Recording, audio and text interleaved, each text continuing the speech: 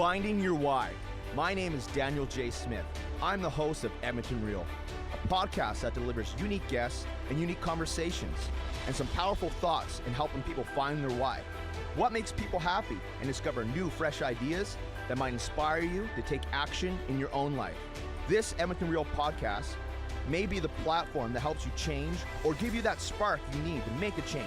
Let's all grow together. This is Edmonton Real. Welcome to Edmonton Real. I'm your host, Daniel J. Smith. Please like, comment, and subscribe to my Edmonton Real YouTube channel so that you get all the new episodes, because you don't know which episode it may be that changes your life. This is Edmonton Real. I'm your host, Daniel J. Smith. This podcast delivers unique conversation and powerful thoughts, and may be the key that you need to unlock your greatness and to help you realize your true potential in life and your true identity. This podcast may be what helps you find your why in life. Before I start, I have never done this before on my podcast, but Joshua Smith, because you're special and you've helped me so much in my life, I just want, and thousands of other realtors out there, I just wanted to take this opportunity to thank you. You have been a mentor to me and a coach, and coached me in my real estate career, and have changed my life. And I just wanted to take this time to sincerely thank you and let you know that I appreciate you. Yeah, man, it truly means a lot, dude. And it's been an honor to know you and roll with you and watch your growth. And through the process, man, we've also become friends, you know? Yes, sir, we have. Yeah. I'm excited, man. I'm excited because my guest today is complete badass, a great friend. My guest today is the one, the only Joshua Smith, who is one of the top realtors in the world. I'm going to go over his bio now. Named one of the top realtors in the world by Wall Street Journal. He's had one of the top real estate podcasts in the world. Self-made millionaire, coach, mentor, speaker, sold over 5,000 homes in the real estate industry, generates over 1,200 real estate leads per month. Josh is one of the top 1% of realtors worldwide. Joshua Smith, what an honor to have you on Edmonton Real, my brother. Welcome to the show. Yeah, stoked and honored to be here, my friend. Ready to dive on in, man. It's going to be some fun. Let's do it, brother. And for the record, for all the viewers, we are not related, except we are brothers from different mothers. Brother from another mother, 100%. Just because we have the same last name doesn't mean we're related. And Josh, we met down in Phoenix. I was in your very first real estate coaching boot camp program. How many real estate coaching boot camps are there now, Josh? You know, we stopped counting at 25. And when I say we stopped counting, we used to do a new one like every 90 days, essentially. And then we switched it to more of an ongoing evergreen product about 2 years ago. So if we were going down that same path, we'd be probably 30, 35 today. Wow. And I was in numero uno. Yep. I still remember the call. The call. And it was just energy on top of energy, because we've got that A-type personality. Right? We got that Grant Cardone, right? So starting question, Josh. So my starting question is always the same. Who is Joshua Smith? Where were you born? What type of home did you come from? What was your childhood like? What led you down the path you went down in life? I'm always fascinated where people have come from and how they have achieved their level of success and the path they took to obtain their success. Oh man, there's a lot to that question, dude. Who's Joshua Smith and where did he come from? Yeah, so you know, who is Joshua? I mean, it's me, right? I mean, I'm not a huge fan of labels. I'm not my name, but I'm just a dude, you know, enjoying this experience of life and trying to expand and to my full potential, if you will, you know, right? Just trying to get as much out of life as I possibly can and take it as big as I possibly can, and then trying to enjoy every second of the ride as well. I was born in Santa Clara, California, and my parents ended up getting divorced when I was a young age, you know, right? And through that experience, you know, one of the powerful things about that experience is, you know, I moved around a lot, dude. So I actually went to a different school every year of my life until I started high school. And, you know, I'll get asked like, dude, did you come from a military family, so forth? But no, dude, my dad actually owned and operated gyms for 30 years. And when I was younger, he would go do the pre-sales for gyms. So like the gym that you own, right? Like before you open up a gym, in most cases, a new gym will do pre-sales. So they're selling out of a trailer. So he'd go do all the pre-sales, build up the sales team, so forth. He'd run it and manage it for about the first 18 months, 12 to 18 months. Once that facility is rocking and rolling, boom, they'd move him to a new location. And Gotcha. And my mom also moved around quite a bit too, as she got remarried. So up until I started high school, man, it was a lot of bouncing around. And when people ask, well, was that tough when you're a kid? Dude, kids are so tough, so resilient. They have such a high capacity. And adults, we also have the same high capacity. We choose to tap into it and choose to let go of all the fucking baggage that we carry. That's why it's easier for kids to grasp things, because they don't have all the dumbass baggage that adults do. True. But the reality is, dude, I didn't see this stuff. I actually enjoyed it, meeting new people, meeting new friends. But that laid a huge foundation for life later, right? That as you get to new spaces, having to force yourself into new environments, new situations, be able to develop those new connections. Agreed. Yeah. So it's powerful, man. And both my parents, dude, hard ass workers. You being in the gym business as well as the real estate business, like the hours it takes. I actually started off in the gym business myself, and that's what led to the real estate business for me, dude. Is that's the same what happened for me. Yeah. When 23 years old, and I realized at that point my dad had since sold and retired from the gym business, but I was a district sales manager for Powerhouse, and then I just moved from Michigan to Phoenix. Wanted nicer weather and be in a bigger city, bigger opportunities. And I was working as the manager. I did all the pre-sales, opened up a new facility there, and I was the general manager. But I realized at that point, dude, for me to go, it was the first time when I was 23 that I started dreaming. I started thinking about the big picture. I was engaged, and I'm sitting there thinking, like, how am I going to take care of my wife and my kids and create the lifestyle that I want to create doing this, and the only solution that I had was I have to become an owner. I've got to become a business owner. I can't just be the manager. And dude, 23 years old, college dropout, no money, $1,000 to my name. To create the facility I wanted to create, it was going to cost $800,000. I couldn't get a bank loan, which is a good thing now in retrospect. Yeah. Auto I had. Anyway, so it was a blessing. But I started looking around. This is 2005. I started looking around. Okay, well, dude, I don't have an education. Didn't go to college. So I don't have a degree.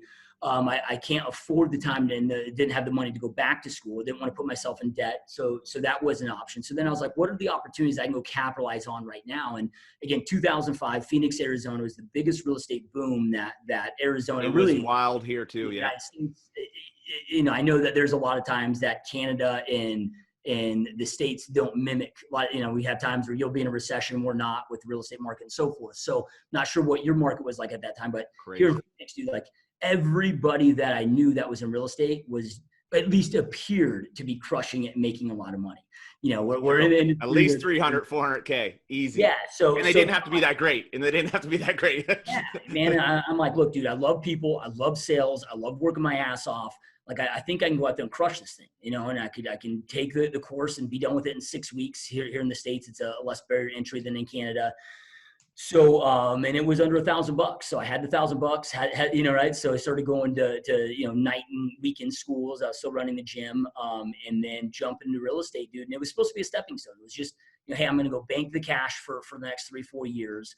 And then jump back into the gym business. But I always say that the gyms and the health and fitness industry is my passion. Real estate very quickly became my obsession, and jumped into, but that was my start to entrepreneurship. And 15 years later, here I am. I've got my team, got the brokerage, but I also have evolved and adapted into software company with 2,000 users throughout the United States and Canada. I've got a supplement company. I've got, 6 total different ventures now that we continue to grow and expand.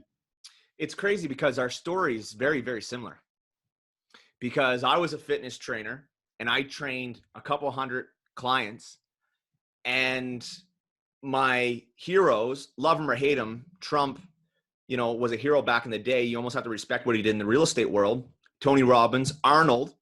A lot of people don't know that Arnold actually was a multimillionaire in real estate ever before he got big in bodybuilding in the movies. So all my heroes, I'm like, if I want to own my own gym, by the time I'm, it'd be 94 till I own my own gym. But I knew we had a lot in similarities, but when I'm asking these questions, I realize it's more the similar than I thought, right? Because I got my license at a young age, low 20s like you, and I went in because I wanted to have a better life, and I just couldn't make the capital as a fitness trainer, as you know, because the facility's keeping all the money, and you're getting, the client's paying $80, $90, $100, you're keeping like 20. Yeah. Right. You know the story. So I'm just like, I knew we had a lot of similarities when it comes to that world and how we got in and what have you, but it's very, very, very similar. So that actually brings me to my next segment. So we have a little bit in common. So I have a in common section with my guest. So I've watched some footage, did my research to prepare for today, and I noticed that we have some things in common. So I'm going to list them off now. We both have been in real estate and realtors. And now I know that we moved a lot growing up. I went from a bunch of schools growing up, city to city, maybe not as much as you, but I know the feeling going into a new school, right? But I loved it because I'm a people person, right? I'd have, 20 new friends the first day, right? Also, my parents divorced at a young age. So, I get that, the greatest thing is you get 2 Christmases. Yeah. We're both into fitness trainers, both love fitness, both very high A-type personalities. We both have the last name Smith, which sucks. It's cool, but man, I know you get it. I know I went back home to Nova Scotia, went to go stay at a hotel, and they said, "What's your name?" I said, "Daniel Smith." They said, "You're the 4th Daniel Smith here in this hotel." She said, "Which one are you?" I said, "Which one has the nicest view?" Yeah. I know you get it all the time. Going to the DMV, just anything, you say your name and it's just like, and then you got to give your middle name, and then you got to give your birthday. Right? We're both big fans of Grant Cardone. We both have podcasts. You've got a great podcast, and we both wanted to own our own gym facility. So that's a little bit what we have in common, brother. And so now I'm going to get some questions. What are a few key tactics that has helped you become one of the top realtors in the world in your career? I get this question a lot, dude. And there's tactics, there's strategies, and then there's, just the, I guess, behaviors that we must have to go out there and create success. And they all become crucial. But I'll get asked quite often, like, because we know the failure rate, and the failure rate, not just from real estate agents, but from all entrepreneurs, is roughly the same. Yeah. Right? You got about 90% that drop out in the first 3 years. And I crushed it out of the gate, man. But I'll get asked all the time because like people think like I came across some magic strategy, some magic tactic. But the reality is, dude, is I was so fed up with the person that I was. I was so sick and tired of looking in the mirror every day and feeling like a loser, not making any money, not feeling accomplished. And I was just ready to and willing to do whatever it took to go out there and create success. Meaning, I don't care if I have to sleep at the office. I don't care, like insane work hours, whatever. Like I was willing, I was at a point, and I think this is so important for anybody that wants to go out there and create success. Actually, I was just having a conversation with a realtor in my office right before the show started that is overweight. And he made a comment about, yeah, my friends keep telling me and everybody keeps getting on me to lose weight and so forth. And I'm like, dude, until you get to that point where you're sick and tired of looking in the mirror at your fucking self, where you're sick and tired of feeling that way, where like you get fed up with yourself, like you're not going to make a change. Now you might make a change but not drastic. Yeah. Balance, but it's going to come back. I mean, long lasting change. Like you got to be mentally prepared for what it takes to create success because dude, it's a fucking, there's a lot that goes into it. So, being mentally ready, I don't think most people are prepared for what it's going to take to create success. Success always takes much longer, much more action, much more focus, much more intensity, so forth than most people think. So you got to be mentally ready and mentally prepared for it. Then from there's one thing, if you come from a tactical standpoint that I've always gotten right, is I've always done very well at aligning myself with the right mentors. Look, dude, I don't look at myself as being a highly intelligent person, right? Like I know that I'm not, right? So, but if I align myself with somebody that's created the success that I want to create and that can show me the path, So when I got into real estate, I did my time interviewing brokerage owners, so forth, and I found the biggest, badass, most successful real estate agent, brokerage owner in our area, who's one of the top in the country. And I was like, dude, I don't care what the splits are. I don't care how much I have to pay you. Like, I made sure to model after somebody that I wanted to become. That's important. so when you're mentally prepared and you have the right mentors, boom, dude, it's game over. Because when you're mentally prepared, like, if you look at discipline, which is probably the most important thing when it factor that it comes to when creating success. You got to be extremely disciplined. When we start breaking down discipline, what is it? What's being a disciple to a plan? A disciple is a loyal, committed follower, right? And then we know what a plan is, right? Well, in order for me to be a disciple, committed, loyal follower to that plan, number one, I got to have the right plan. So I want to make sure to vet the success of whoever's created that success, right? But I got to be clear on what I want. I got to be mentally prepared to be able to take that action every single day. So, when I go to my mentors, and I do this still today, if there's things that they tell me to that I don't understand, doesn't make sense to me, right? But I make the time to vet that mentor, to make sure it is the right mentor. They've created the success I want to create. I want to emulate and create what they have. They know how to create it. So when they say jump, my only question is how high. Taking that blind faith to go out there and execute on the plan that they give me, and it's something that I've just been diligent on year after year. So those are the most two important components, I would say, when it comes to the success journey, at least in my experience. Well, and you said executing, and that's a great word, because I've met thousands and thousands and thousands and thousands of people in my life. And I can tell you right now, this hand has 5 people that have a hustle that is beyond belief, and you're on it. And there's not too many. I'm telling you right now, I could probably name them off 1, 2, 3, 4, 5. And I've met thousands and thousands. Dude, I remember you coming up here, and we went to go work out. And you're like, okay, we're going to get up at 4 a.m. to work out. I'm like, it's a little early for a workout, Josh, but I'm like, all right. But I mean, like, you got your day planned out, and sometimes to get everything done, you need to get that workout in, or wake up a little early and bang it out. Right. And I mean, your hustle, your grind, it's up there, man. I'm telling you right now. I sometimes I get tired just watching. I'm just like, oh man. I mean, I got hustle, but you're next level, right? You're to me, you're up there with the Grant Cardones, and you're up there, man. Like, seriously, it's absolutely phenomenal. And I mean, I've also seen your levels of progression. I know that you've seen my levels of progression, and you've actually helped me so much. And it's remarkable to see your growth, and from where you were, from where you are now. Like, if you go back to, 15 years ago, you were a completely different person. Like, it's absolutely insane.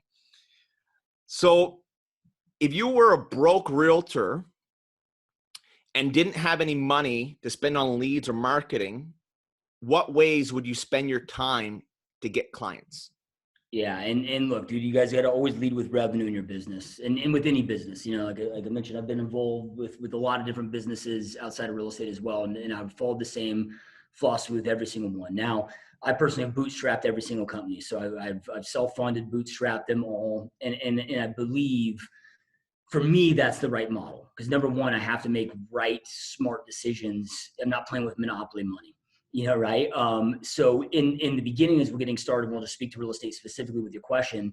I'm not a believer in spending money. It doesn't take money to make money. So in the beginning, man, I'm going to go out there and use time and the resources that I have available to me to go out there and generate that revenue. And when I have an abundance of business and also abundance of revenue, but also when those start coming in, you also have less and less time. That's where I'll start to incorporate marketing to replace my prospecting based activities. Right. So, open house, I'll give you just a couple ways, the couple quickest ways that I know of to now money.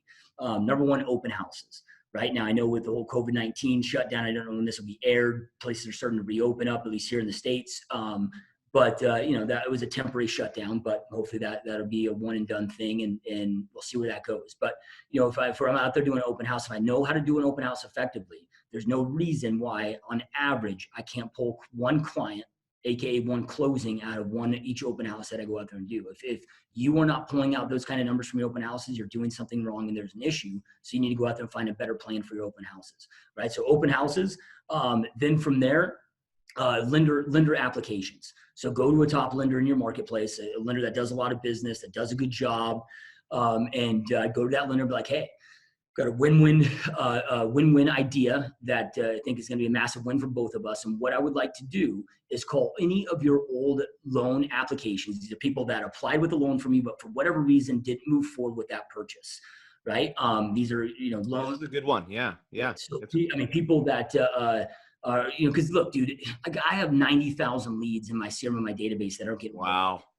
Right? So there, I mean, there's old ass leads that just nobody's working, neglecting. Every top producer has some old leads that this. So when I'm pitching that to them, so these old people that have leads that came in and applied for whatever reason, the purchase didn't come to fruition, and these are leads that just aren't actively being worked. And what I would like to do is I'd like to reach out to all those leads, right? So when I'm reaching out to the leads, it would be, hey, Joe, Joshua Smith here at my home group. I work with Daniel Smith at ABC Lind, whatever the loan name is. And we wanted to reach out. At one point in time, you applied for a mortgage and just want to reach out to see if home ownership is something that you are still interested in doing. Right now, we have record low interest rates. Interest rates have never been this low. There's so many great loan programs. So again, we just wanted to see if this is something that you'd like to reattempt again, and if home ownership is still something that you'd like to accomplish here in the future. Right. And dude, I released a video a few months ago on my YouTube channel, is a 20-minute video really breaking down in depth this strategy. And I had a YouTube, this is a dude I never met before. Just watched the video. He's a real estate agent. I don't know what market he is in. But within 24 hours of releasing that video, a comment came on. So he must have taken immediate action on it. He already had 2 clients that were pre-qualified that he was out there working with. So there's no reason if you work with a busy lender and you're out there, let's just say they give you 250 of these to rip through in a week. There's no reason why you won't have several buyer clients out of that. So if I was broke and I needed now immediate money, I'd be doing open houses and I'd be calling lender applications because it's a huge. Now, if you don't have a local lender that you can go to other top producing agents. Like I said, you could come to me and start ripping through those 90,000 leads I have in my system. But the difference is I'm going to make you pay me a 50% referral fee on anything. Exactly. Yeah. That lender's not going to, they're not charging. That's great advice. No. And I mean, at the end of the day, it just comes back to hustle, right? Rolling up the sleeves. And in a down market, your referrals aren't coming in. So you've got to make those dials. You got to make those dials, and you got to go out there and you got to knock on those doors, and you got to talk to people, and you got to have those communications. And that's the thing. And it just keeps coming back to hustle, but those are good tactics. No, I love it. Yeah. And you guys, I mean, you got to, I don't want to be a dick here, but we in the business world, well, just in life in general, man, there's just so many pussies out there. And for lack of a better term, man, if you're not willing to go out there and take action, at the end of the day, what's the worst that's going to happen? People will equate this to being hard work. And I'm like, dude, what's hard about it? If I have to do 200 dials a day and rip through those every single day, I'm going to get some rejections and so forth. But look, I'm in an air-conditioned office. I got cold water, right? Like life is still pretty damn good. None of this is hard work. You got to take action and you got to push that rejection.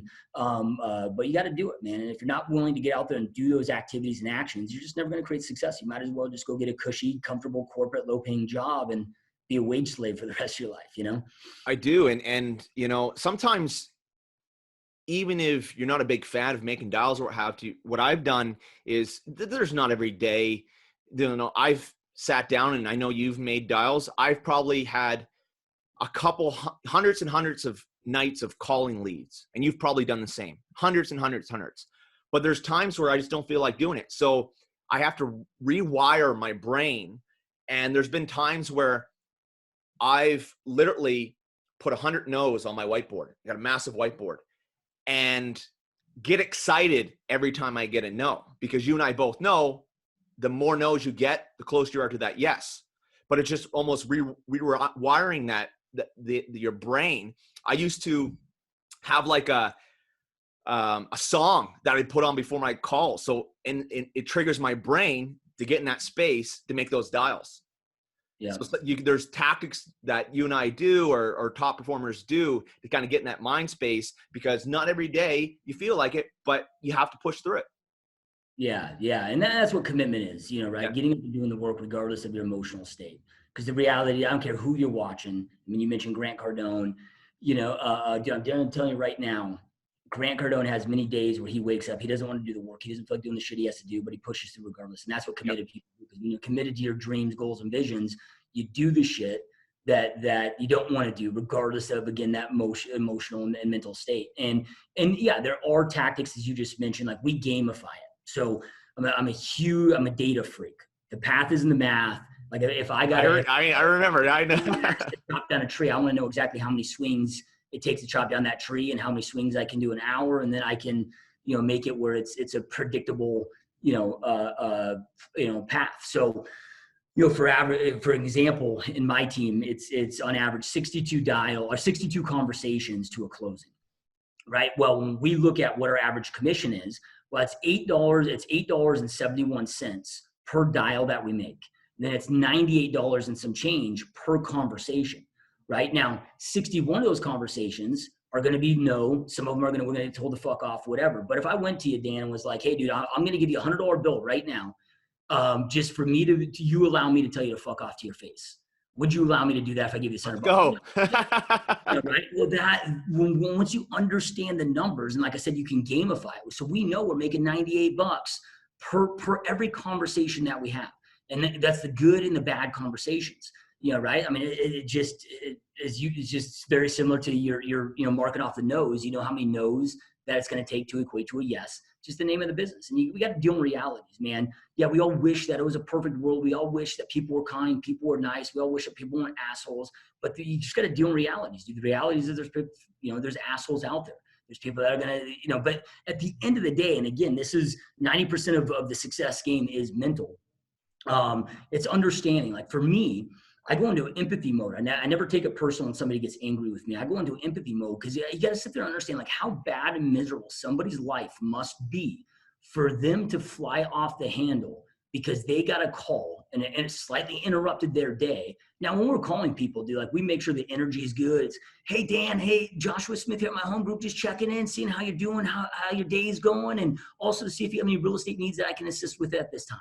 Well, if that type of a conversation triggers you into you telling me to fuck off and get lost, get bent, tell me to go to hell, like, dude, your life has to be so damn miserable and you have to be so unhappy in your life, right? So for that little thing to trigger you into that negative of an action. So again, for me, man, I don't take it personal. Instead, I just feel bad for that person, right? Like then I'll just transition into the conversation. Man, hey, I'm really sorry to hear that you're having such a bad day, dude. Anything I can do to help with your bad day, man? Anything you want to talk about, man? I'm a good listener, man. Feel free to vent to me. Are you doing all right? Everything going okay? Right? Like I want to go buy that poor person a fucking beer, right? So yeah, just be mentally prepared for it and push through those actions that you got to take, regardless of what the business or type of success that you're creating. And you're so right. Like, I mean, for some people, they get told F off. That phone weighs 400 pounds for the next call. For me, next. For you, next. This is so good, Joshua, because when people see you, and I know you don't put yourself on a pedestal because you're humble, but a lot of people do. So a lot of people think probably in their minds, a lot of realtors out there that are maybe, have only made 50,000 or 100K a year. They look at you and they probably think, oh, Joshua Smith, every call he makes works out or client or perfect because they see all the success. But this is so great because we're pulling back the curtain here and saying, no, you know what? It takes a lot of blood, sweat, tears, scraped knees, 1,000 calls to get 10 deals, 15 deals. So this is so good because people are going to see this. Realtors are going to see this that maybe hasn't had the success that you or I have. And I mean, I'm not, I'm here, you're here, but the people will be like, oh, wow, okay, Dan had to go through it. Joshua had to go through it. So then they feel a little bit of ease and they'll, maybe they will go out and be like, okay, you know what? They said, this is what it takes. And, they get past that fear. Right. So this is great, man. And that's the whole point of a podcast for me anyways, is to have those a few, even if it's 1, 2, just a few people that go take some action. That's the whole point. Right. Yeah. And I know that's the same for you. You have, I've watched tons and tons of your podcasts and you've got like the top realtors in the world. Right. and even some big, you had Grant Cardone on, big, massive people, right? So I absolutely love it, man. I absolutely love it. Yeah. So we talked about you being an early riser, dragging me to the gym at 4 a.m. here in Canada. I was already up for like 2 hours. Yeah, I was already up. I was sleeping, I was 4 a.m. was a great time to make it easier on I you. already went for a 5K run, Dan. I already did 1,000 push-ups. So, I remember. I'm just like, all right, we've got another set. How many more exercises? What's going on? How many reps are we doing? So let's talk about your daily routines. We know that you get up, you're early riser. What does a day like in the day of Joshua Smith look like? What's your routines? Yeah, so I get up at 2:30 a.m. every morning. Is it 2:30 now? Yeah. Now with that, let me just lead with this. You gotta know yourself internally. I don't give a shit if you wake up early or sleep in and like to stay up late. You gotta spend a lot of time in solitude and just understand, do some self-reflection and some deep internal work and understand how you're wired. So for me, I'm really good in the morning. In the evenings, I suck. Right. So for me, dude, I'm in bed at 7:30 every night. I'm out like a light. I know for me, my willpower is shot in the evening. Nothing good happens to me in my life after it goes dark, right? It's like, that's when I'm binge watching Netflix or some stupid bullshit, having cocktails, eating bad food, making bad decisions, right? So I set up my structure, my day on how I perform at the best, as well as, I want to make it very easy to go out there and accomplish what needs to be accomplished and make it very difficult to get into those bad behaviors and bad habits. One of my favorite books out there is Atomic Habits by James Clear. And, he studies the most elite top producers on the planet. And he talks about in that book that the biggest super achievers in any single field aren't necessarily more disciplined than the rest, but they just are very intentional about developing systems and creating routines that makes it very easy for them to win the day and very difficult for them to get involved in those bad habits, right? So I wake up at 2:30 a.m. Part of that is I'm very introverted. So it doesn't mean that I'm shy, right? The main difference between introversion and introverts and extroverts is how you gain your energy. So I need solitude to gain my energy. Well, when I'm around people for too long, dude, it drains my energy. And so I need that solitude time. So it also gives me about 2.5 hours before my wife's up. So during that 2.5 hour period, man, I'm self-developing, meditating, breath work, eat a great meal, right? Start feeding my body, my mind, get my body moving and so forth for that first 2.5 hours, writing down my goals, reviewing my daily plan and so forth. Then I wake up my wife at 5. We start working out at 5:30.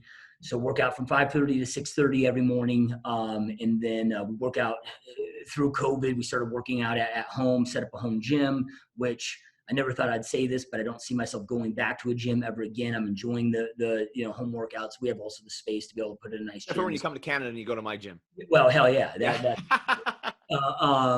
But then also, right, like we stream a podcast or an audiobook together, like, while we're working out. So we're feeding our mind the right stuff.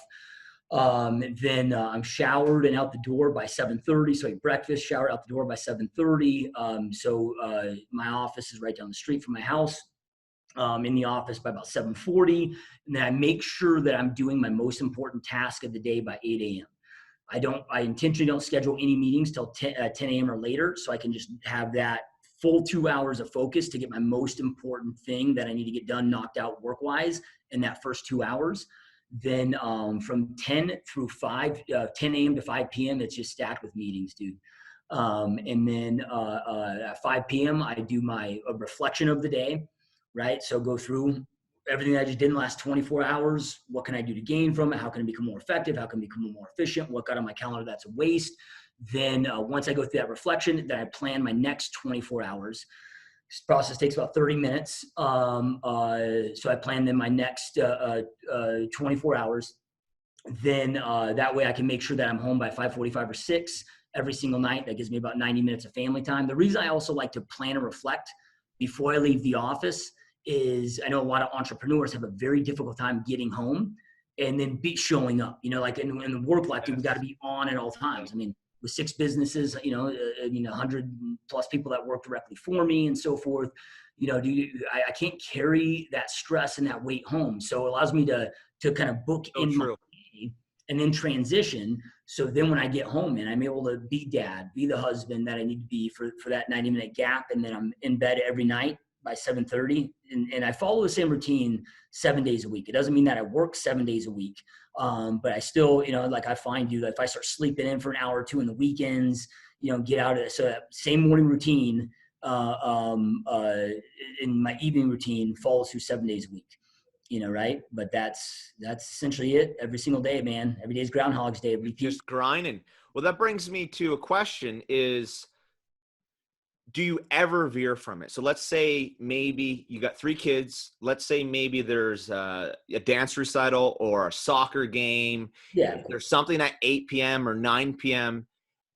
You veer from it, and then you still make sure you get up at 2:30, even if you get less sleep that day. If you do have to go to attend to a special kid event. Yeah. So I will veer from the evening schedule. Like as an example, I was just in LA recently with my mentor. We did a retreat at his house with about 12 other entrepreneurs, and that was at Ryan Blair's house. I don't know if I know Ryan. Yeah. Just was coming for 792 million, just absolute badass. And so when we were at his event at his house, it went to like 1 a.m. Right? Josh is sleeping on the couch. Yeah. So there's times I got to push through and stay up later, but then here's the thing, dude. Is at this point I don't even set an alarm anymore. I just naturally your body's just 2:30. Yep. No way. So I don't at this point. Yeah, I just and then now it's very rare. Like maybe once a month, once every other month, like you said, for like my daughter's really into dance and cheer, and she just had her state championships, and that went a little bit later, and and so forth. But the next morning, man, it's still. So if you go to an event and it goes till 9:30 or 10, you come home, you go to bed at 10:30, you'll still wake up 2:30. Yep. That's crazy. No matter what. Yeah, I used to not, but it would just throw off my natural sleep rhythm so much. And then it just got to the point where I compare it to, when I attempted college for the, 18 months I attempted it, I was working at a local hospital as a nurse's aide, and I was doing night shifts. So then I could also go to school, and it was 3 12-hour shifts. But I never got used. I did that for, over a year, and I couldn't get used to the schedule, right? Because the days that I wasn't working night shifts, and I would try to adapt back to everybody else's schedule. And just always I just felt tired throughout the day. So for me, and again, when I say this, I don't expect people, it's like Jim Rohn, one of my favorite Jim Rohn quotes is be a student, not a follower, right? The Godfather. Yeah. So I'm not sitting there telling everybody to be me or do what I do. But I know for me personally, I have found that even if I sleep in 30 minutes or an hour, right, it ends up making me less tired because my body can't get used to that rhythm and schedule. So for me, energy management is the new time management. You guys got to pay attention to your energy management. So I pay very close attention to my flow states each and every day. What did I do to get into that flow state? From every meal that I eat, I know what foods bring me energy, what foods drain me, right? I know my carbohydrate intake, what foods I need to avoid. Like I recently, I'm at about 5 months into it now, I've cut out all caffeine, all stimulants, different things. So I can really manage that energy and manage that focus on the highest possible level. So that's what works for me, staying in that same rhythm every single day and not veering from it. Because if I veer from it, right, then it's like I'm resetting my fucking self. It's just like, dude, all right, like when I go on vacations and stuff, I continue working out. And even when I've had years in my business where this was a couple of years ago, I went through, I just was starting my 11th business, and I decided that I was, at that point I was beyond a max capacity, and it strategically made the most sense to exit from 6 of those companies. And, I spent about 12 months going through those exits and to make sure that I was successful for all parties involved. And during those exits, because I'm simultaneously trying to build the other businesses, dude, 50% of that year were all-nighters for me, right? It was the hardest physical and mental year of my life. My wife was freaking out thinking I was going to die during that year and so forth. Push through, had to do what I had to do. but during that time, dude, like some things had to go. So the gym was one of those. Now I still went to the gym every day, right? But through some of my gym workouts, like I'd go in my street clothes because I'd work out for 10 minutes, right? But I wanted to keep that routine You bang going, it out, that's for sure. Yeah. the minimum going. So then, because you guys know, like, dude, if you like, I don't care, it might take you 2 years to get in great shape, but if you have 6 weeks out of the gym, it's gone like that. Right? So then you're having to start all over from scratch. So the same thing when I don't follow that morning routine every single morning, I feel like I'm doing the same thing. It's just kind of constantly starting over, and it creates massive amounts of fatigue, loss of focus for me. So the more routine I can be with it, the better. And I'm very strict on it. Like we'll have great friends or whatever that'll, hey, we want to get together for dinner, on a Saturday night. Can you guys meet for 7 at dinner? I'm like, make it 4:30, and it's a yes. Otherwise, I don't give a shit if I haven't seen you for 2 years. Right? Just no, but that's how people like you achieve what they do, because you are very strict when it comes to your schedule. Because this brings, you talked about, and it kind of, there's a good transition here because you talk about your past job.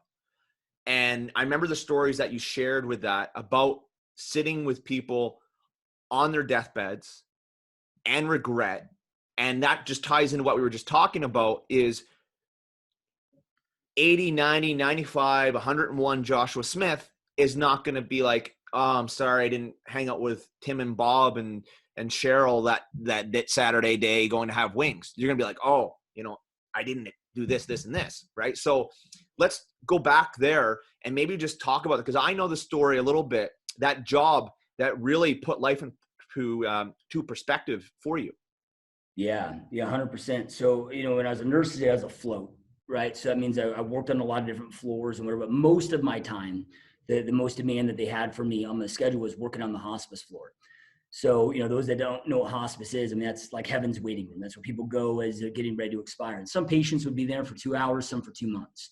But again, as a nurse's aide, my job was really just to make them feel comfortable and to be there with them and so forth. So I was having a lot of in-depth conversations. I never kept count, whether it was hundreds, thousands.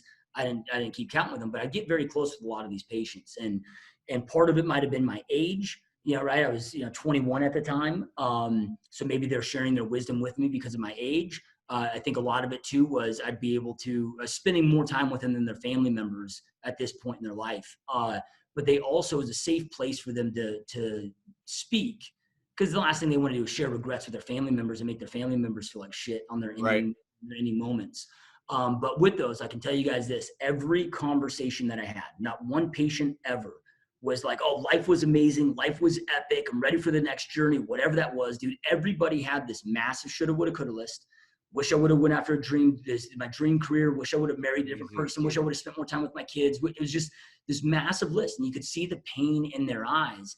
And yeah, that was a huge eye opener for me going through that. And also, the old proverb that the teacher appears when the student's ready. I was ready to receive that message because personally I was struggling with a ton of depression at that time, a lot of suicidal thoughts. At one point I hit my low moment and even had planned out my suicide and was getting ready to execute on it. And luckily I didn't, but I was at that point in my life, I was also seeking for fulfillment and trying to figure out what fulfillment looked like for me. And I didn't know what would make me happy, right? But I think a lot of people. I've been there. I've been on that road of suicide. Yeah. I've been there, right? And I remember you sharing the story with me because I think you were in your vehicle, weren't you?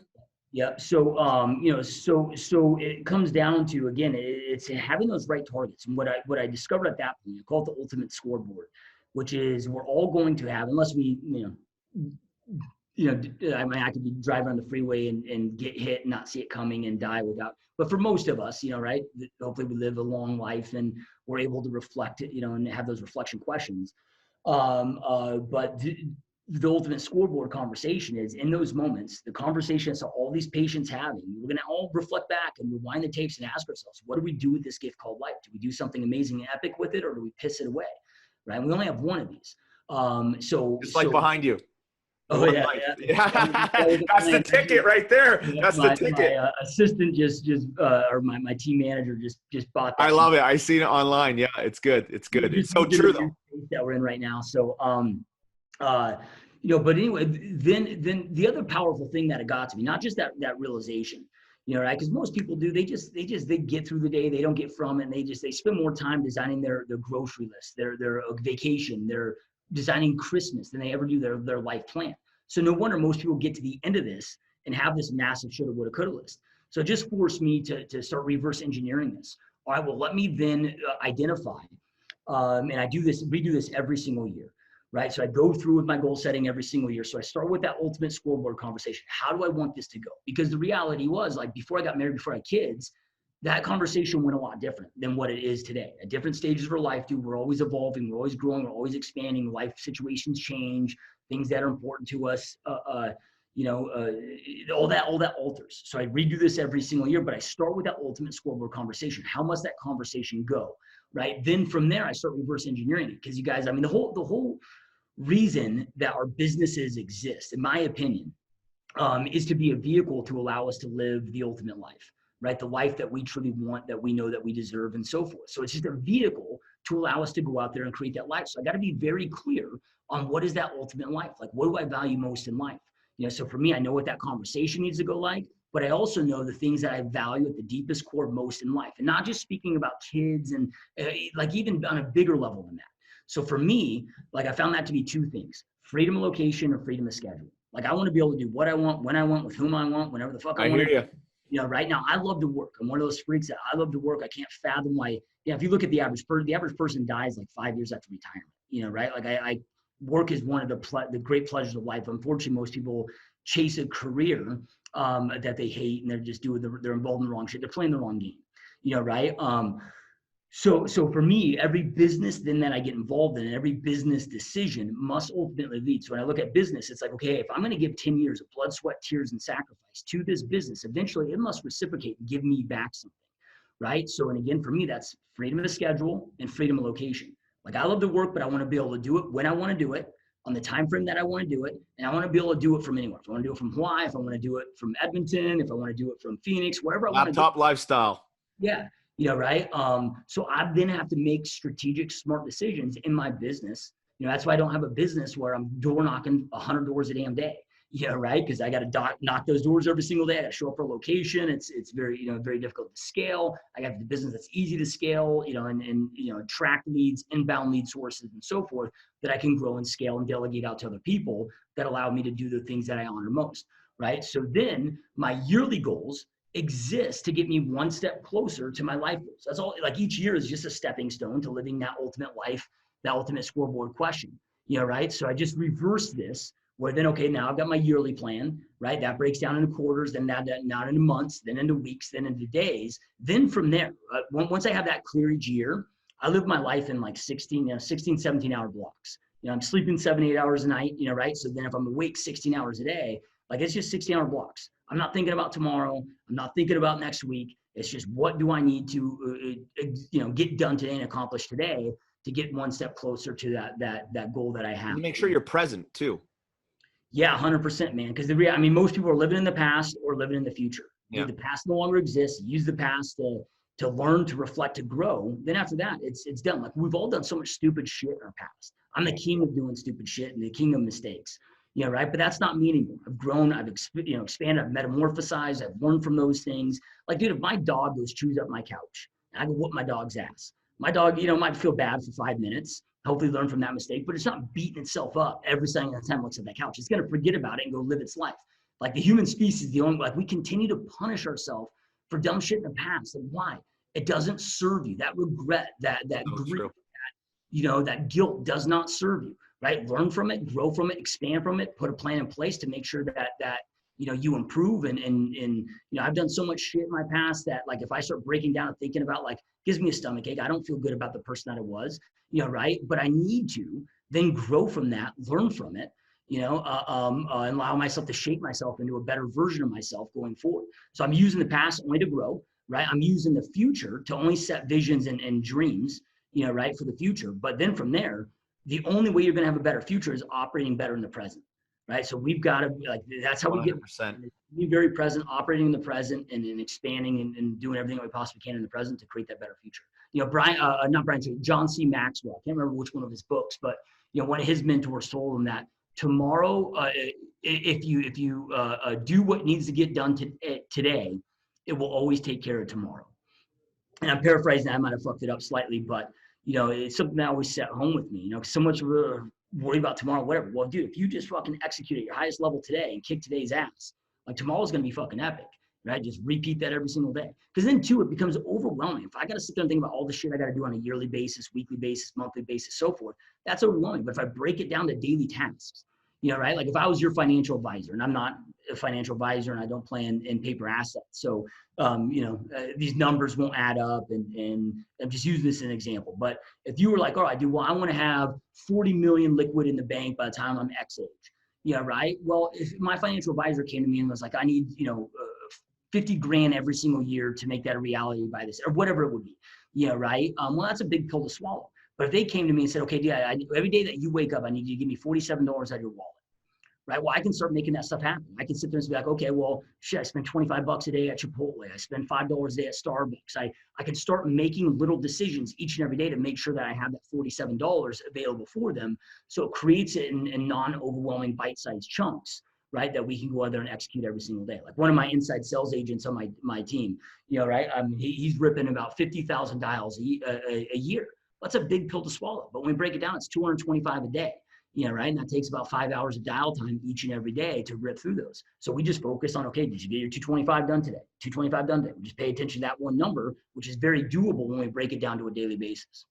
I love it. I love it. It's so true. And it's just like the cliche, the elephant, right? Is like, you look at that whole elephant and it's overwhelming, but he's like, okay, maybe, you look at this little piece and it's so true. It's natural. It's the compound effect. Albert Einstein said the eighth wonder of the world is compound effect, right? And it's doing those daily tasks each day and becoming a better version of yourselves and getting closer to that main goal. So what's Joshua's one of biggest passions? What lights your fire? Business, dude, is like, I love business, man. I love building, right? I know you do. That's why I said you're on this hand. There's not too many guys on this hand like you. I'm telling you. And look, you guys, there was a lot of years I didn't enjoy. When I say I didn't, like when I was an individual real estate agent, it's wearing all those hats and I had to do tasks I didn't enjoy. At the level that I'm at in business now, I get to do the shit that I'm good at and that I enjoy and delegate everything else out. So it becomes a different game. But that like, I fucking hate phones. Dude, I hate working the phones, and we talked about dials earlier. But at the time, I'm like, dude, I hate this so much that I'm going to become so good at it and slay it at such a high level where I can get to a level and then I can hire people to do this for me in my organization so I never have to do a fucking dial again. Right? And I accomplished that, dude. I haven't picked up the phone and done a sales call in my organization for probably 7 years at this point. And I plan on never doing it again. I'll do it if my business is implode and I have to restart from scratch.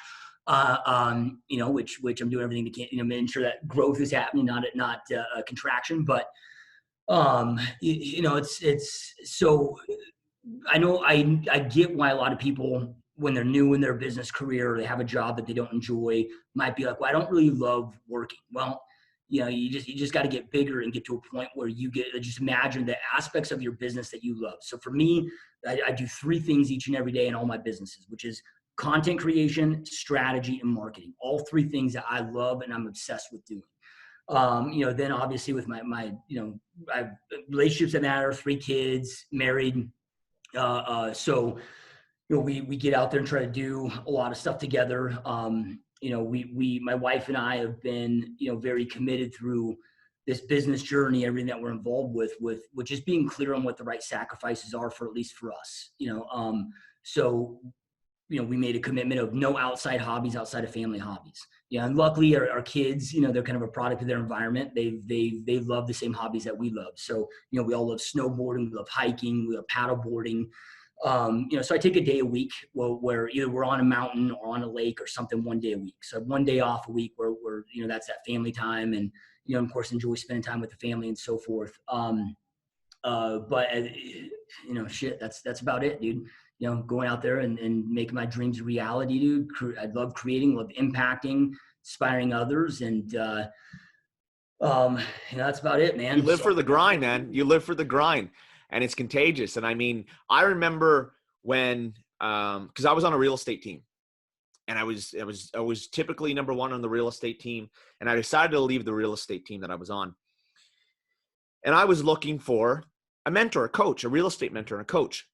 And, you know, there's lots out there, you know, the regular, the Richard Robbins and you know, for the realtors watching, you know, people that are in real estate might not know these names, the Ferries, right? Tom Ferry. And I'm like, you know what? I want somebody like me. I want somebody different. Right. And I remember watching you, and I heard Peeps and Dude, and you were just so yourself, but your energy is what attracted me to you. Right. And then, you know, you've helped so many people, man. It's absolutely phenomenal. It must just fill your cup, man. It must fill you up. And I gotta say, so I was like, okay, I'm vetting all these mentors and coaches, and I'm like, no, this is my guy. This is my guy. And here we are, brother. And here we are. So I want to talk about this. We don't have to talk about it long, but I think it's important because we touched on it a little bit, but your weight loss journey. I remember you telling me about it a little bit back in the day, but maybe let's spend a few minutes on it, just because there might be somebody out there that's struggling. And like I said, I don't know if I have heard of too many people's stories where they've gone from here to here like you have. Like, I'm talking, I know your story. I know where you were 15, 20 years ago. And you went from, like, basically, you know, I'm going to call a spade, a piece of shit. Right. And you know that, right? And you just, you know, you were like almost to yourself, you were worthless, but you transitioned to this, which the gap is just, you know, I mean, I'm sure there's tons of people that have done it before, but you know, it's very hard to do. Right.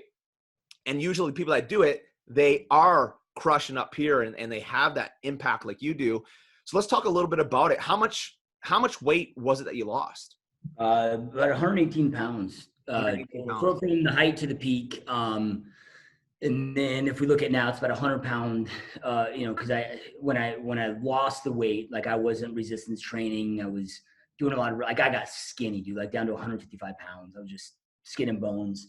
But originally 118 pounds. And, you know, this is going back to when I had the revelation through working on the hospice floor. And I was looking, you know, for what fulfillment meant for me. And I had a very difficult time of thinking about, like, what would really make me happy. And I wasn't looking, like, you know, happiness, I think, is the wrong thing to chase, because happiness can be bought with a case of beer, a bottle of wine. And, you know, it's true fulfillment, true joy. It's a state of mind. Yeah. So, you know, for me, I couldn't come up with those, but I could come up with what I knew I hated about myself. You know, right. I was sick and tired of being broke, you know, making $10 an hour and living paycheck to paycheck, and, you know, living in my car for brief periods of time. And so I was sick and tired of being broke, and I was sick and tired of being morbidly obese.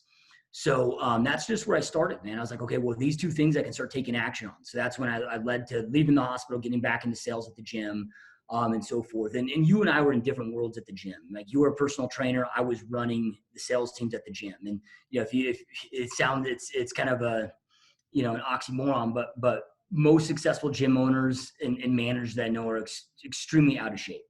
You know, because you're not spending any time on the actual gym floor, you know, right? It's a straight up sales business. And so I went to work at both those, man, you know, the things that I could go out there and do. So that started the 100-pound weight loss journey. And now over 15 years, I've kept that off and continue my health journey. You know, very passionate and deliberate with that. And then also that financial journey, you know, and found that they both lead hand in hand, you know, to have the energy that it takes to go out there. Cause it's, look, dude, like, I'm not just about business and just about money. I'm also about, you know, spending time with my family, being there for my family, being there for my friends, and enjoying activities outside of the business and so forth. So for me to grind 80 hours a week like I do, but also then go be on a mountain every single weekend with my kids. And I don't want to be the fucking parent that just watches my kids, you know, right? Like, I'm 100%. Fucking, you know, like dominates their kids, the shit that we do, you know, right? Like, you know, I'm not gonna go push them down. Yeah, I'm not gonna go watch my kids at the skate park. I'm gonna be in there with them, boarding and you know, riding the bulls with them. You know? Exactly.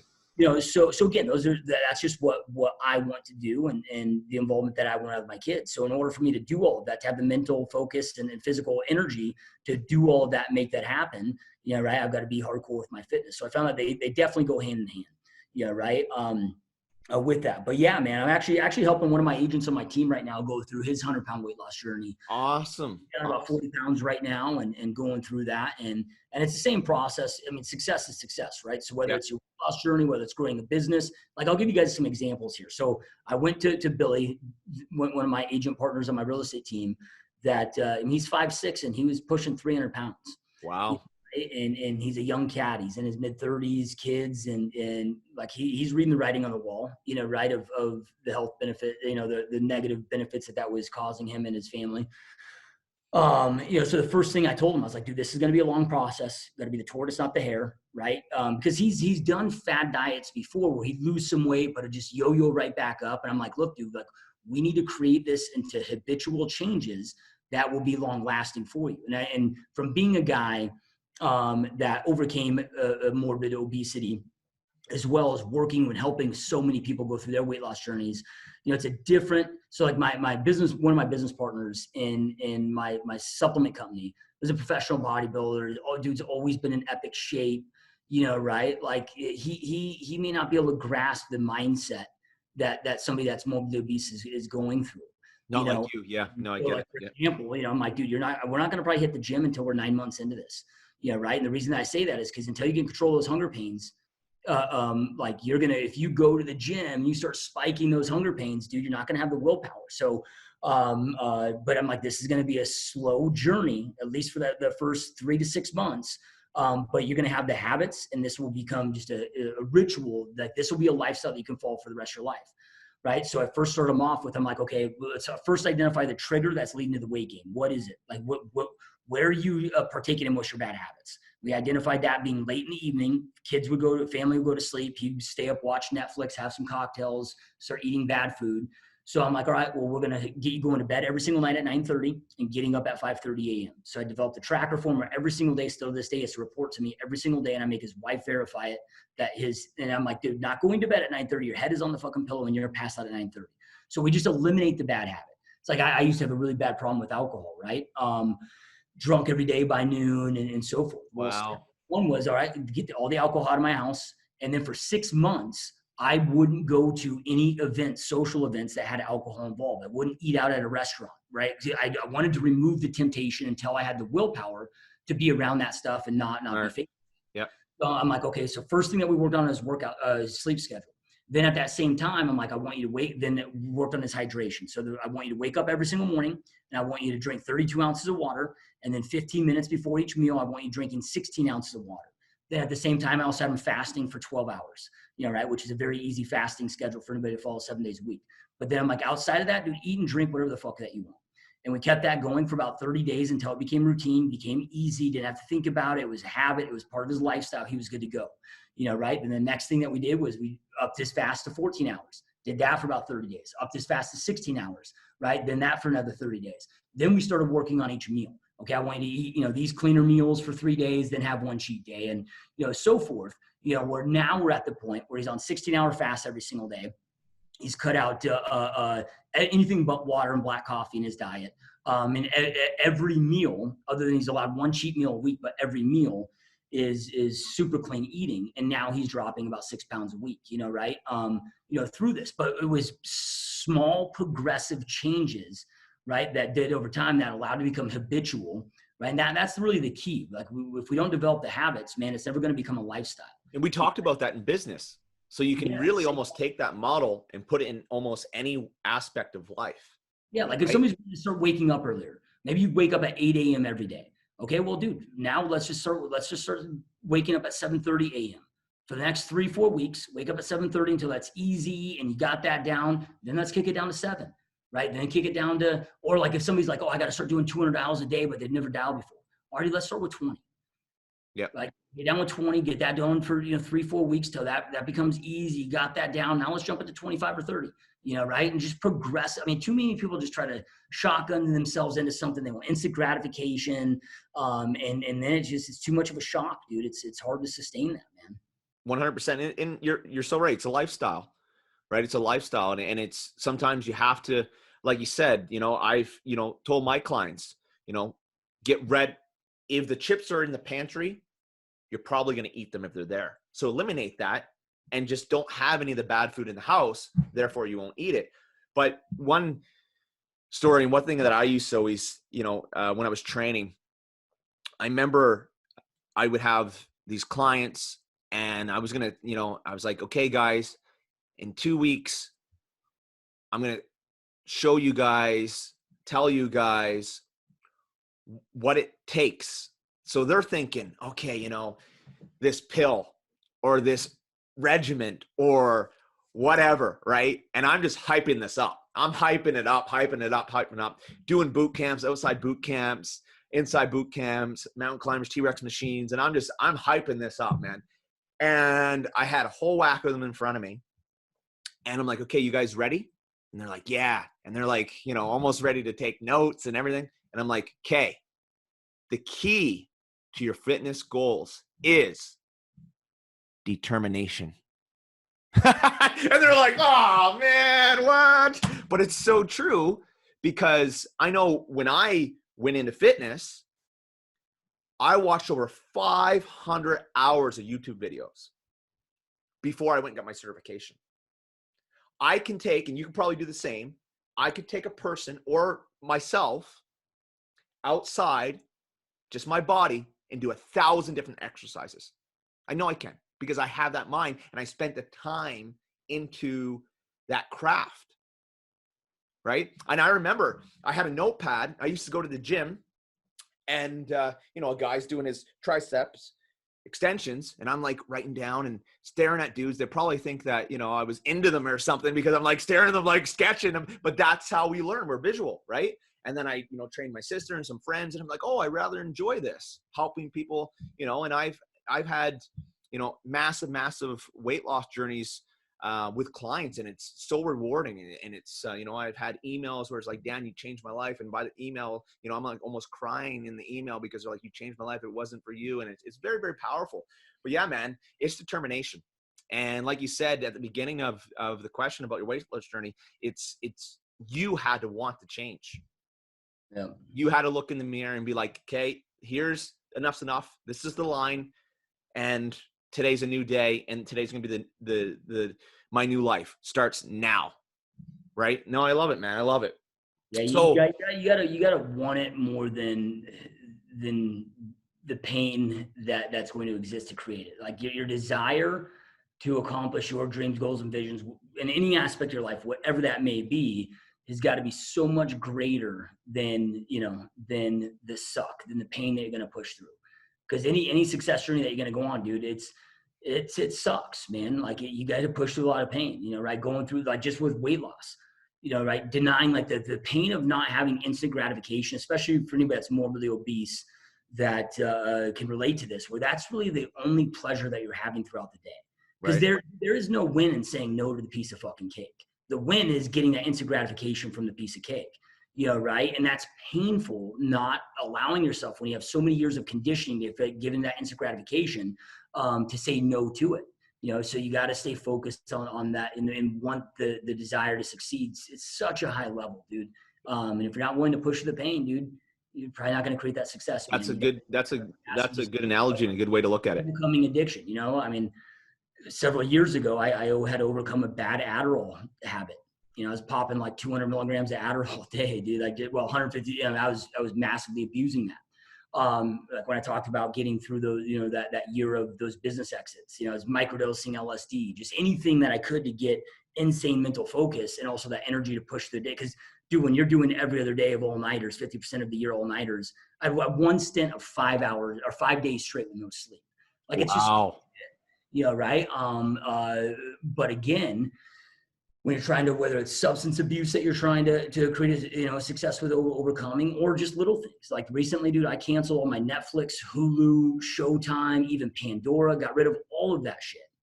Right? Because again, the lost focus, so easy to get into those mediocre tasks that can just suck us away from the success, right? But you have to be willing to success doesn't come without sacrifices. You got to make sacrifices, but the sacrifices that you have to make, right, need to be less than the desire for the goal. Yeah, no, it's so true. Now, I know you're busy as hell. So in your spare time, when you do have spare time, what do you like to do?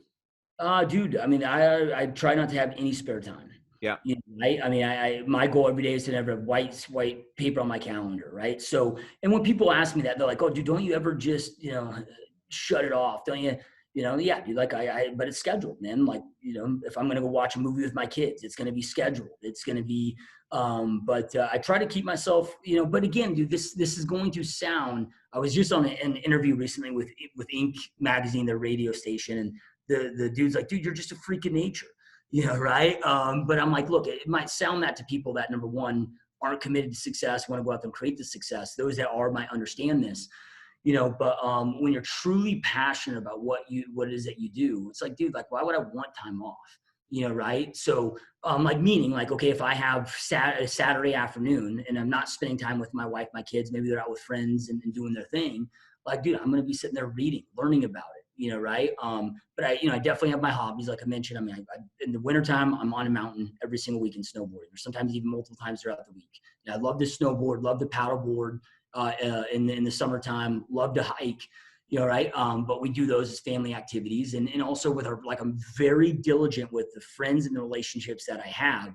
So my friend, all my friends are extremely driven, successful people that also have the same hobbies, right? So, like, okay, last weekend we had some friends that wanted to get together, and it's like, okay, well, let's go hiking up in Sedona, bring your kids, cool. But if they didn't want to go do that, I'm not gonna go fucking just sit around with a barbecue and drink a bunch of beers and fucking do nothing, right? Like, I got to make sure I'm saying yes to the right things, no to the wrong things. So, but I don't know if that really answers your question, but No, it's it does. No, it does. it's not a hell yes, it's a no, dude. So, and again, man, now luckily, like, I'm not a sports fan. I know that you are, I'm not, right? But also, like, anybody that's created the success that I want to create, dude, they're not spending a fucking Sunday going and watching an NFL game or going and watching a fucking NHL game. Like, to me, like, why the hell would I ever go waste a fucking second watching an NHL game or a hockey game or whatever the fuck you call it, right? Like, these are a bunch of, not I can love the game and respect for the game and respect for the athletes,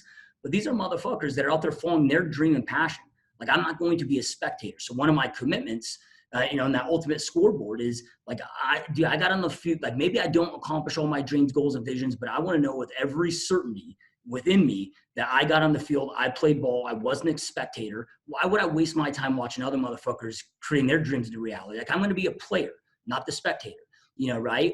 So I just make sure with every decision. This is why I don't enter a day without having it committed to paper first, even when I go on vacations, right? Because I want to maximize that vacation and that time. Right? So with the excursions that we do, with the memories that we're creating, I'm methodically planning that out there to maximize the most out of it each and every day, each every week, and so forth, right? I think that's what separates you from a lot of people is how diligent you are and how much you're willing to basically cut out. But it's not even like you're cutting it out, because in your mind, you're like, okay, you don't even care about that over there because you've already programmed your mind on, and your goals are so clear and where you want to be is so clear, you're so diligent that, to most people, that sounds awful for them to cut out, the beers and the this with all their friends. But for you, you're already past that, and you've been like that for years.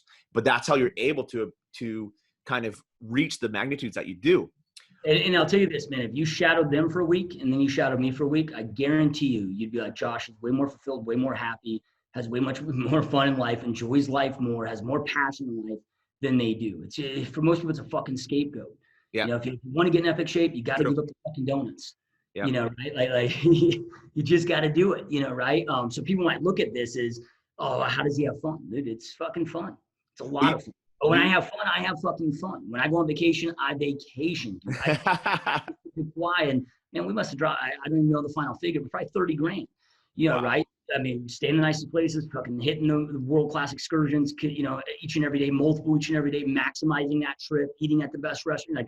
Like it allows me then to truly live, the life. Plus, you got to also remember, because I found my passions with what I do now, people that listen to this might not be into real estate, they may not be into software, they might not be into supplements and the niches that I am, but dude, turn your fucking hobbies and passions and figure out how to make money at those, right? It's the easiest era in the fucking history of this world to go out there and make money. Anybody, dude, the highest paid YouTuber is making like 22 million a year.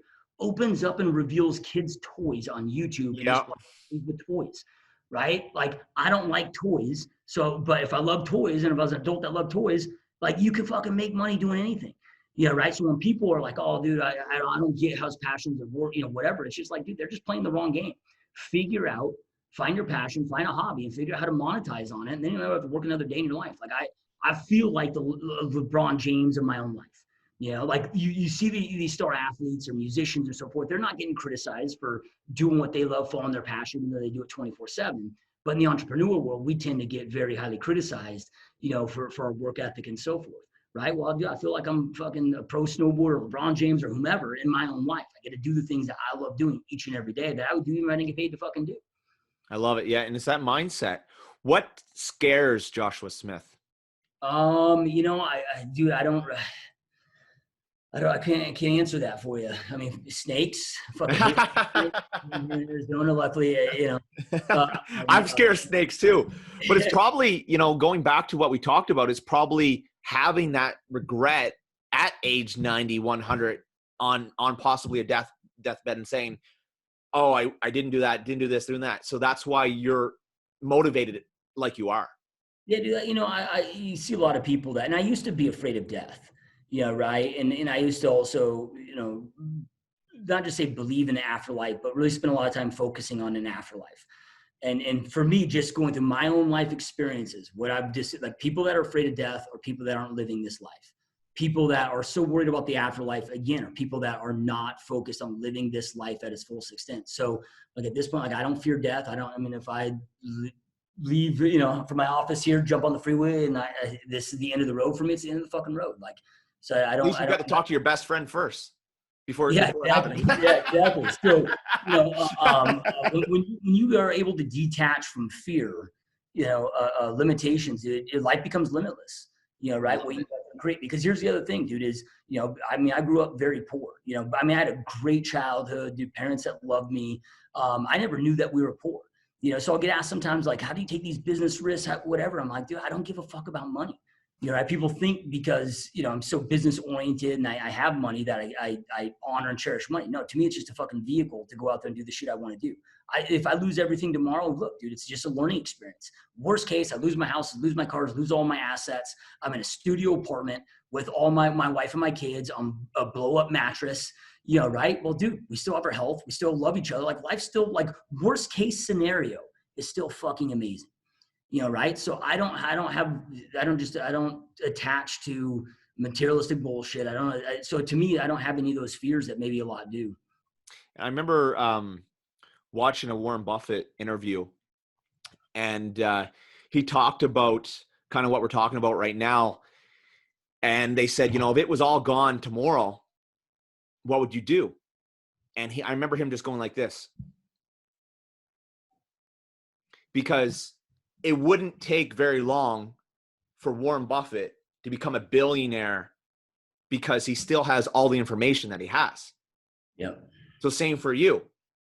You'd probably make millions your next couple of years where most people don't make millions their whole entire life. So it's that mindset. That's what he said. He's like, if I went broke tomorrow, my mind's still intact, and then I'm clear thinking, he'll probably be a billionaire maybe again within a year or two. Right? So it's that mind and your mindset. So I got some 5 random questions that we're going to get into, but before we get into that, Josh, you're such a go-getter.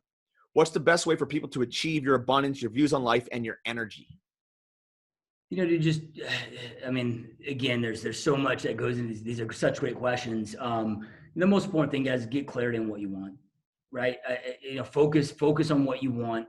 Don't get caught up in the how-to, but you got to get clarity on what you want. And Dan, you've heard me preach this message for so long. To me, it's the most important thing. And the only reason why I've been able to, accomplish success in all the things I've wanted to accomplish success in, whether it be overcoming obesity, whether it be business, whether it be overcoming bad substance addictions and so forth, was I got extreme clarity in what I wanted and why it was extremely important to me at a core level. Because once you get that, if you want it bad enough, dude, the rest is fucking easy. Love it. Love it. Okay, so it's time to play 5 random questions. This is where I ask you 5 random questions and you answer any way you like. Number 1, if there was one piece of advice, life advice that you could give 20-year-old Joshua Smith, what would it be? That's a great question, dude. It's really tough because the reality is I wouldn't have fucking listened to a damn thing. But I actually was thinking about this just this morning because I was listening to another podcast, and it'd be show me your friends, show me your future. The Jim Rohn, the 5 people that you surround yourself with, you're the average of the 5, and it would have been to level up the 5 people I surround, level up the people I surround my time with.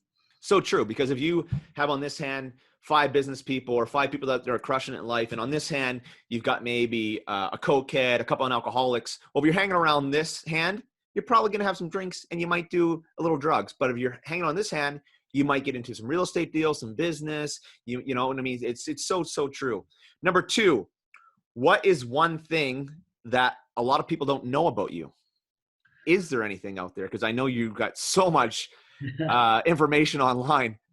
Yeah, dude. Yeah, man, I kind of try to be as transparent and open as possible. I used to not be that way. I was afraid to be open and honest, but I found the more open and honest we are, the more that we can impact others. And plus it helps for an accountability version for me. Fuck, dude, I can't really think of anything, dude. That might be it. You just answered the question, right? Just like we all have weird things about us, like, I can't physically burp, right? I hate pizza, I hate red sauce. Like, it makes me sick. What? All those kind of crazy quirks. Yeah. But from a big level, I can't think of anything. Fair enough. What is the coolest, funniest, or most unique nickname or best nickname anyone has ever given you, and the quick story behind it? Dude, I guess the only one I can think of is when I was young, because I was chubby and I was the youngest of 2 brothers, which I think led to a lot of my success and my drive, right? Like always being excluded and, them making fun of me, calling me, fat ass and chubby all the time, right? But I can honestly say that's the only nickname anybody's ever had for me. So hurtful as a little guy too, huh? Growing up. But dude, again, man, I mean, those things become blessings later in life, man. Yeah. If my 2 brothers, from in a lot of different ways, not that they're not creating success in their own route, but I'm definitely by far the most driven out of all of them because I had to work very hard to keep up. And plus it creates that chip on your shoulder. That's kind of can be kind of healthy for you. Yeah, no, I got beat up by my brothers growing up too, so I know the feeling. Who is the most famous person you have ever met? Shit.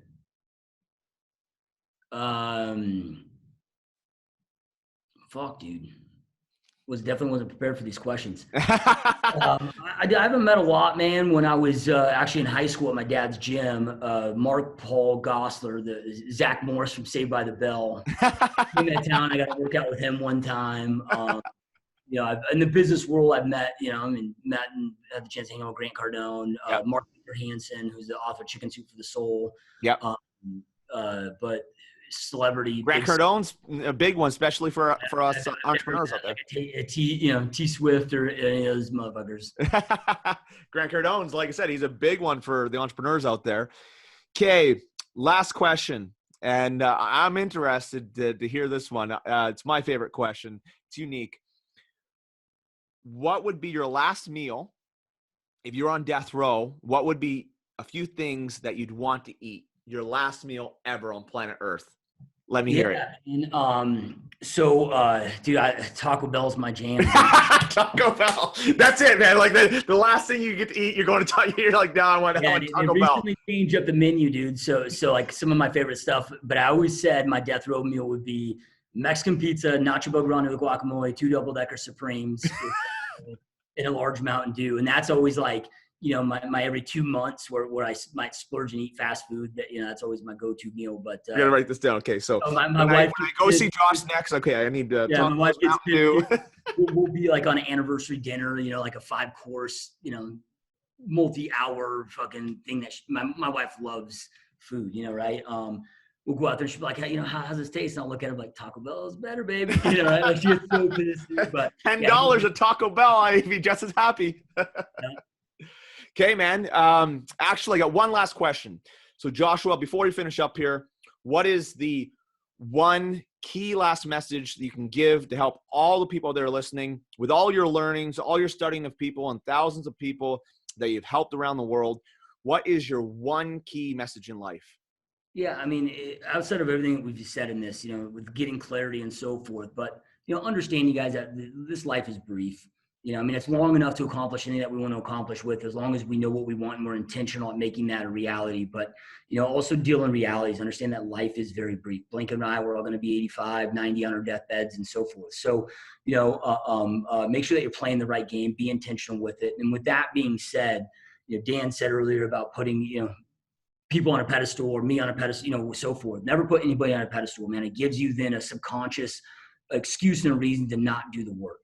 I can tell you, after meeting some of the most elite entrepreneurs and performers on the planet, that they have nothing that you don't have. Your IQ means nothing to your success. Your past means nothing to your success. The grades that you got, intelligent, like none of that matters. All that matters is your commitment to your vision, right? Nothing else fucking matters. If anything, being too smart can also hinder you because you can overthink shit, right? So never sell yourself short. You have the potential to do it. You have everything that you need to do it. Every day, as long as your head lifts off that fucking pillow, you have everything that you need to do it. Just again, understand that life is brief. There is enough time to accomplish what you want to accomplish. Get clarity in what you want and start fucking taking action now. Sweet, brother. Sweet. Love it. So thank you so much, Josh, for coming on Edmonton Real today, my podcast today. For anyone looking to be a part, any realtors out there to be a part of your coaching programs, what is the best way for somebody to locate them? Yeah. So, you guys, if you go to gsdmode.com, which you can learn more about my coaching mentorship program, but gsdmode.com is actually the hub for my podcast, which is just all real estate specific. We have over 1,000 interviews on there. It's all free. There's no opt-ins, a lot of great tools, resources to help you explode your business. So gsdmode.com, or you can go to YouTube and just type in Joshua Smith GSD. GSD stands for Get Shit Done. Joshua Smith GSD. You can find out everything that you want to see there. And again, those will lead you to learning more about the coaching program if you want to learn more about it. Awesome. This was Edmonton Real. I'm Daniel J. Smith. Thank you for watching. And remember, you're going to die someday. So go do what you really want to do in life.